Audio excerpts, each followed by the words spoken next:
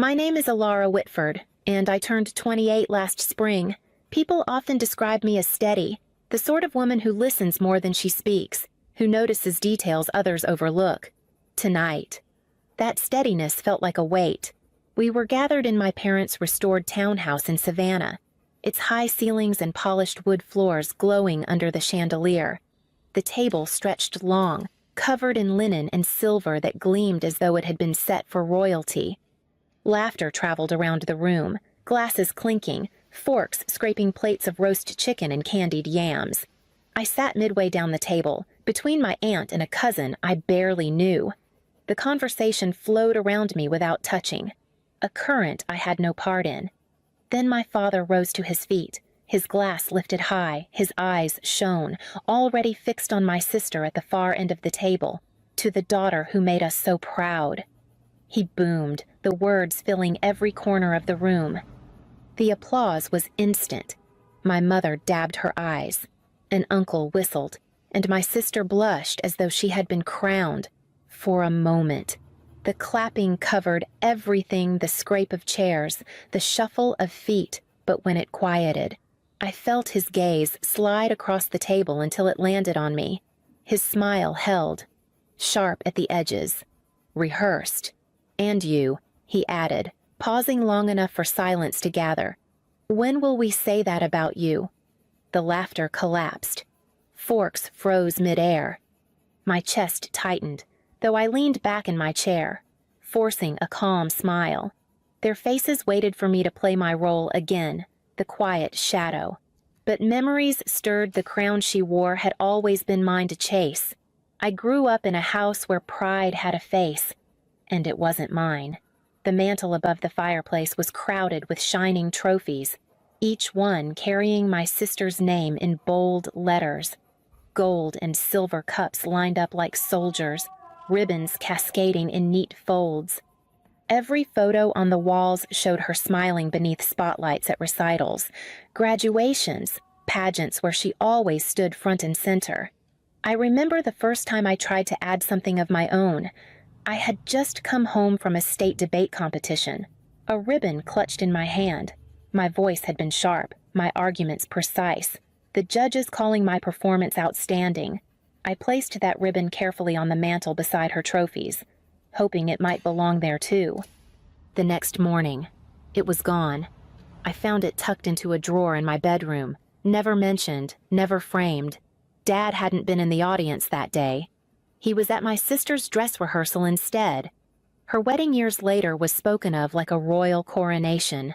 The church was filled to the rafters, the aisle draped in white roses. My mother cried as though history itself were unfolding before her eyes. Photographers lingered for hours, capturing every laugh, every tilt of her veil. The pictures still hang in the hallway, commanding attention from anyone who enters the house. Meanwhile, my milestones passed quietly. A scholarship letter opened at the kitchen table, a job offer signed with trembling excitement, moments that dissolved into the background of her celebrations. It wasn't that I failed. I simply didn't sparkle the way she did. Even now, sitting at that dinner table with my father's question hanging in the air, the weight of those years pressed against my ribs. It was as if every clap, every toast, every framed photograph had built a crown so heavy it left no room for me beneath it. The crown my sister wore glittered in every corner of our home, but the weight I carried never shone. It lived in the quiet hours no one noticed, tucked into moments I never spoke of. When my mother's health began to slip in my early 20s, I was the one who drove her to late-night checkups. She never wanted anyone to know, insisting her fainting spells were just stress. So I kept the secret, waiting in sterile rooms while fluorescent lights hummed overhead. I held her coat, fetched her water, drove her home in silence. By the next morning, she was back to hosting brunches, smiling as if nothing had ever happened. The others saw her glow, not the tremor in her hands or the daughter who steadied her. When my father's business faltered, it wasn't my sister who noticed the unopened envelopes piling on his desk. I slipped money into his account more than once, just enough to cover the gaps, He never asked, and I never told him, but I saw the relief in his face when the bills stopped stacking. At family dinners, he still raised his glass to my sister's promotions, never pausing to wonder how mine kept him afloat. At work, I earned my own titles promotions fought for with late nights and endless weekends. Colleagues congratulated me. Supervisors recognized my persistence. Yet at home, no one asked about my job, no champagne waited. My victories lived in the shadows, swallowed by the glow of hers.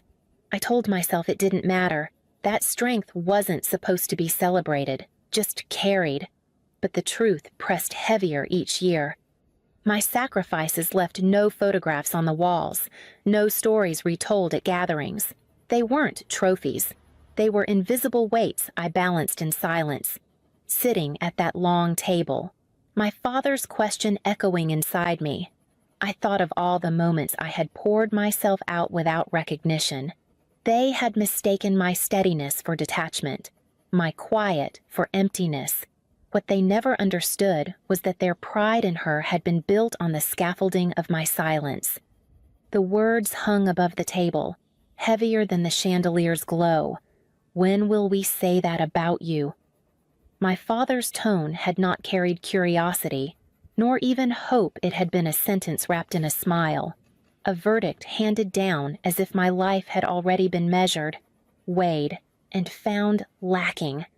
No one spoke. The clatter of silverware had stilled.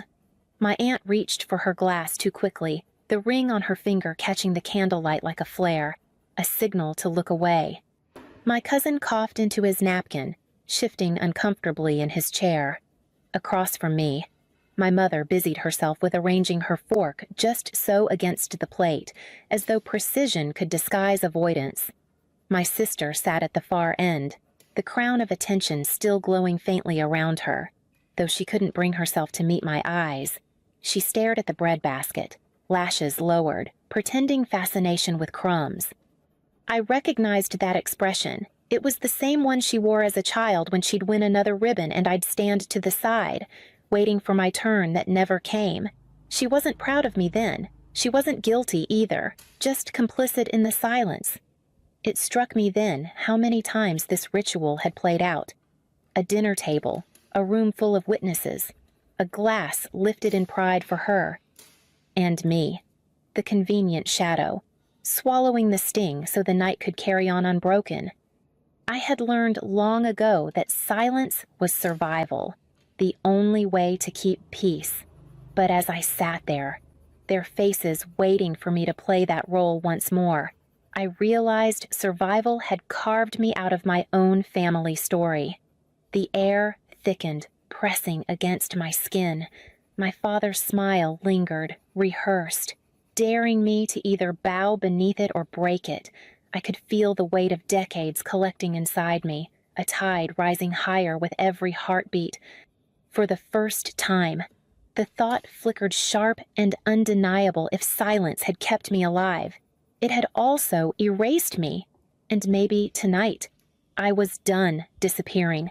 The glass in my hand felt cold, slick with condensation, the stem pressing a faint mark into my fingers. I had spent years gripping it politely, raising it when expected, smiling on cue. But that night, I let my hand drift downward. The sound it made when it touched the wood was soft, barely more than a click, yet it rang out louder than any toast. I straightened in my chair, my voice steady, quiet enough that they had to lean into it. Maybe when you stop comparing me to her. For a breathless moment, the table froze. Even the candle flames seemed to pause, flickering without movement. My father's grin faltered, his jaw working as though he had misheard. My mother's fork slipped against her plate, the scrape sharp in the silence. My aunt blinked quickly, darting her eyes between us as if she had stumbled into the wrong room. At the far end, my sister's cheeks flushed, but not with pride this time. She shifted in her seat, fingers worrying the stem of her wine glass, eyes fixed downward, her composure cracked, the practiced poise slipping at the edges. It was the first break in the script we had all memorized. He would praise her. The family would laugh. I would stay quiet. Tonight, I had missed my cue, and the play had come to a halt. My father leaned forward, his voice lower now, tinged with warning. "That's not fair." "Allara, neither is spending my life as her comparison," I replied, calm as stone. The words surprised even me in their steadiness. I had imagined shouting, or tears, or shaking hands. Instead, my body held firm, every syllable placed with precision. My mother's eyes flicked toward me, wide with something between fear and recognition.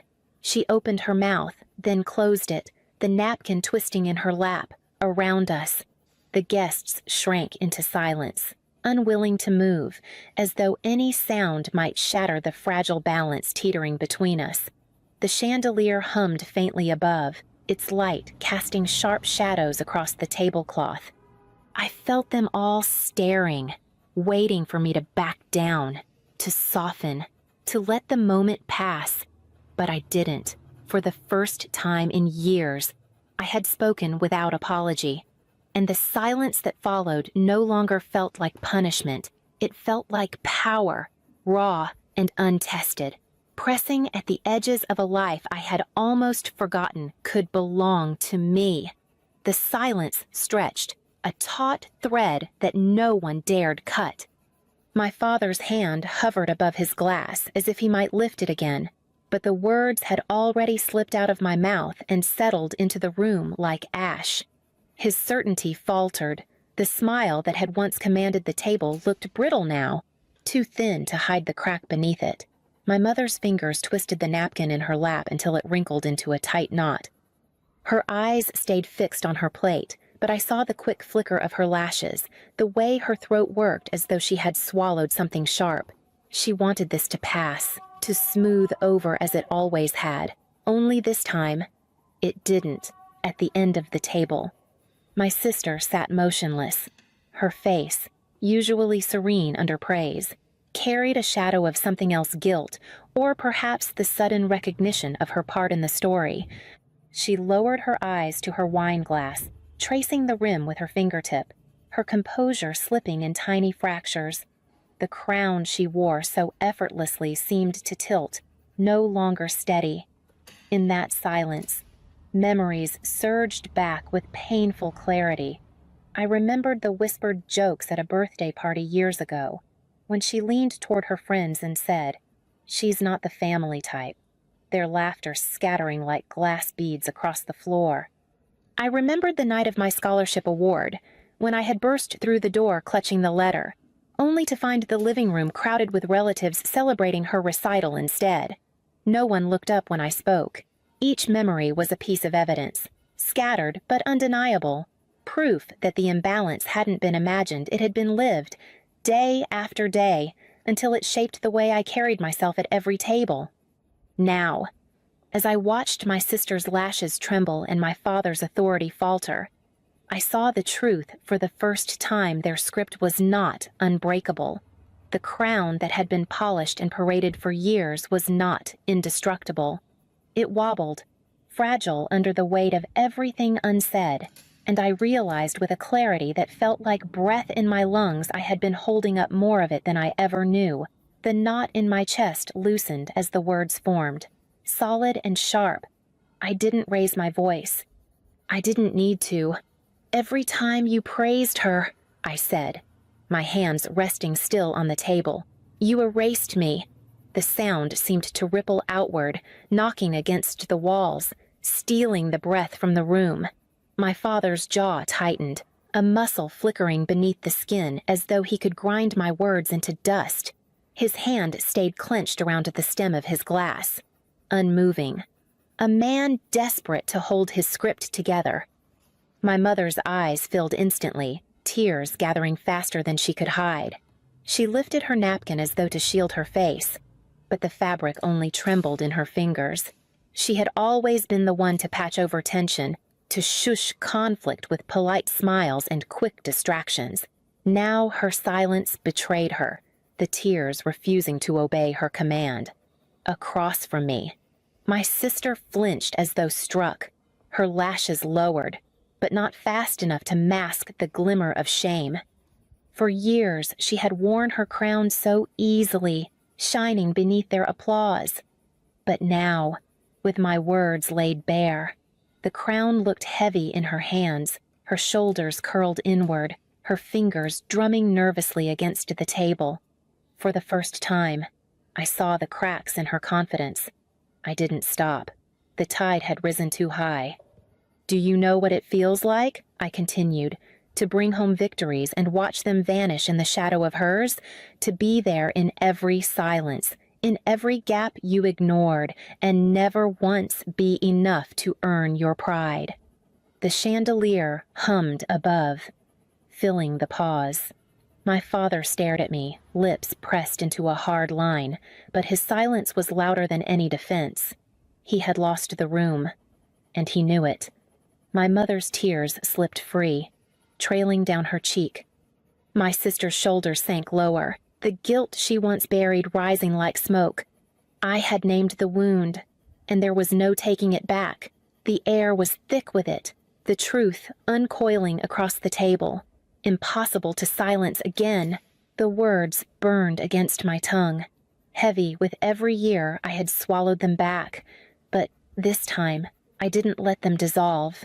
I leaned forward, steady and unshaken. "You ask when you'll be proud of me," I said, each syllable deliberate, sharp enough to cut through the air. "The real question is, when will you stop being ashamed of who I am?" The silence that followed was immediate, a vacuum that swallowed the room whole. The chandelier above seemed to hum louder, its crystal drops vibrating as if they, too, had heard the verdict. No one moved. My father's face drained of its practiced warmth, leaving only the hard lines of a man unprepared for defiance. His mouth opened slightly, then shut again, as if no answer could match the weight of the question. My mother's napkin slipped from her hands and fell into her lap. Her eyes glistened, lips trembling. But she said nothing. For years, she had been the keeper of peace, the one who smoothed over the sharp edges of my father's pride. But there was no smoothing this across the table. My sister's hand stilled on her glass, her shoulders hunched forward, her poise unraveling thread by thread. She wouldn't meet my eyes, not now, not with shame clouding her face. I sat in the silence, letting it stretch until it belonged to me. For once. It wasn't the silence of erasure, it was the silence of impact, of a truth too heavy to ignore. Every beat of my heart steadied me further, rooting me deeper in the chair that had never felt mine until tonight. The balance had shifted. The script was broken, and for the first time, the story no longer revolved around their pride. It revolved around my voice. The room remained frozen, their faces stiff with disbelief. When I reached for my napkin, I folded it carefully, smoothing each corner as though the moment deserved precision. Then I pushed back my chair. The sound of wood scraping against tile seemed louder than any toast that had ever filled this room. No one spoke as I rose. My mother's lips parted, but no words came. My sister's hands clutched her glass, the stem trembling between her fingers. My father stayed rigid, his jaw tight, eyes narrowed, as though silence might somehow return his authority. The chandelier glowed above us, throwing shards of light across their stillness. But it was no longer my cage. I walked from the table without waiting for permission, each step echoing louder than applause ever had. Behind me, I could feel their gazes clinging, desperate to pull me back into the script I had abandoned. But I didn't turn. That night, my phone buzzed endlessly. In the family group chat, the whispers had already begun, thinly veiled scolds dressed up as concern. "You embarrassed your father. You ruined dinner." A cousin sent a private text. "Are you okay?" The question carried more curiosity than care. Later, a message from my father arrived, clipped and cold. He hinted at the money I had quietly given years before, twisting it now into a weapon. Be careful what bridges you burn. You may need them. I read it once, then set the phone aside. For the first time in years, I didn't feel the panic of pleasing them, of patching the wound they created. I felt a strange, steady calm, like breathing after being held underwater too long. Walking away had cost me their approval, perhaps even their support. But as the night stretched quiet around me, I realized it had given me something I had never felt in their presence: freedom. Weeks slipped by, the sharp edges of that night softening but never disappearing. Savannah's evening air wrapped warm around me as I sat on a small balcony overlooking the quiet street. The live oaks swayed gently, their branches heavy with moss, the kind that always seemed to whisper history into the night. Beside me sat Claire, a friend who had never measured me against anyone. She poured 2 glasses of wine, her laughter bubbling over something small and silly we had remembered from college. No one was judging, no one was keeping score. The sound felt lighter than any applause I had ever chased. I thought of the decision I had made only days before to enroll in a course in historic preservation at the university downtown. It wasn't the path my family had scripted, not the polished story they would parade for relatives. It was mine, rooted in my love for old buildings, for the layers of stories etched into brick and wood. For the first time, I had chosen without waiting for their permission. Claire raised her glass, the amber catching the glow of the porch light. I lifted mine to meet hers. The clink was soft, private, carrying no expectation beyond the moment itself. I leaned back in my chair, the night sky stretching wide above us. The stars blinked faintly through the canopy. And for once, I felt no weight pressing me down. Pride didn't sit across the table anymore, deciding whether or not to offer me a sip. It lived here, in my chest, steady and undeniable. I raised my glass again, this time not toward anyone else, but toward myself, toward the woman who had finally stopped waiting to be chosen, and chose herself instead.